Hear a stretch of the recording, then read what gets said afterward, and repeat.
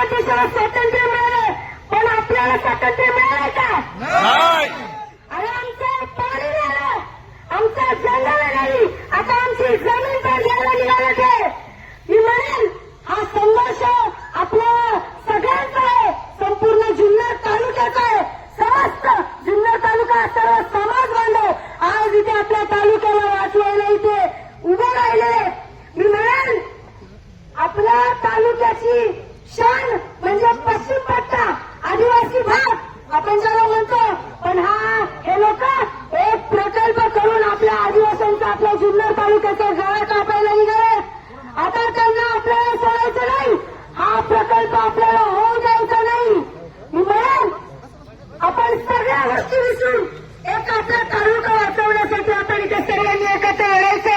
ही लढाई आपल्या सगळ्यांची आहे. मी म्हणेन इथे माझ्या माता भगिनी उपस्थित आहेत, सर्व समाज बांधव उपस्थित आहेत, इथे पत्रकार बंधू सुद्धा उपस्थित आहेत. का तर त्यांना सुद्धा ही आपल्या तालुक्याची मानहानी होऊन द्यायची नाही, आपल्या तालुक्याचं नुकसान होऊन द्यायचं नाही. कारण अरे बरं महाराष्ट्र काय आपल्या भारत देशातून सुद्धा पर्यटक लोक आपल्या तालुक्यामध्ये फिरायला येतात. ते काय येतात ते आपला तालुका छत्रपती शिवाजी महाराजांनी घडवला. माझ्या आदिवासी महाराजांनी रक्ताचं पाणी केलं हा किल्ला वाचवण्यासाठी, हा तालुका वाचवण्यासाठी. आणि आज जर या तालुक्याकडे कोणी वाकडे नजरेने बघायचं असेल तर आम्ही सर्वजण एकत्र येऊन त्यांना त्यांची वाट दाखवून देऊ. देणार की नाही? अरे त्यांना त्यांची वाट दाखवून देणार की नाही?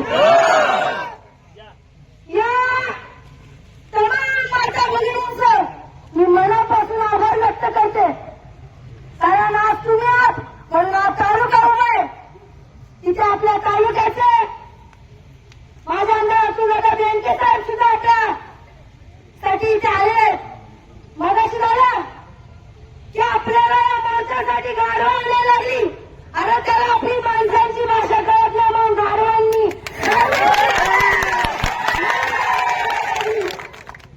माणसाचं बोलणं कळत नाही म्हणून आज त्याची जागा गाढवांनी घेतली. म्हणून तर बघा तरी त्या गाढवांना गाढवांचं म्हणणं पटतं की नाही. तरी पण आपली गाढवं अडवली गेली.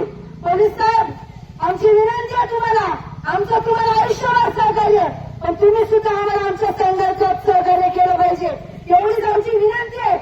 आम्ही आपला सर्व तालुका एक जर कोणाच्या नादी लागत नाही आणि जर नादी लागतो त्याला कधीच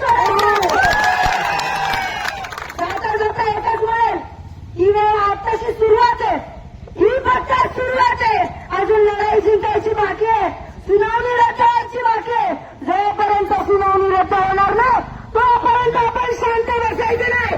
हा उलगुलान फक्त आदिवासी भागाचा नाही, हा उलगुलान संपूर्ण जुन्नर तालुक्याचा आहे. जोपर्यंत प्रकल्पाची नामनिशाणी हटत नाही तोपर्यंत आपण शांत बसायचं नाही.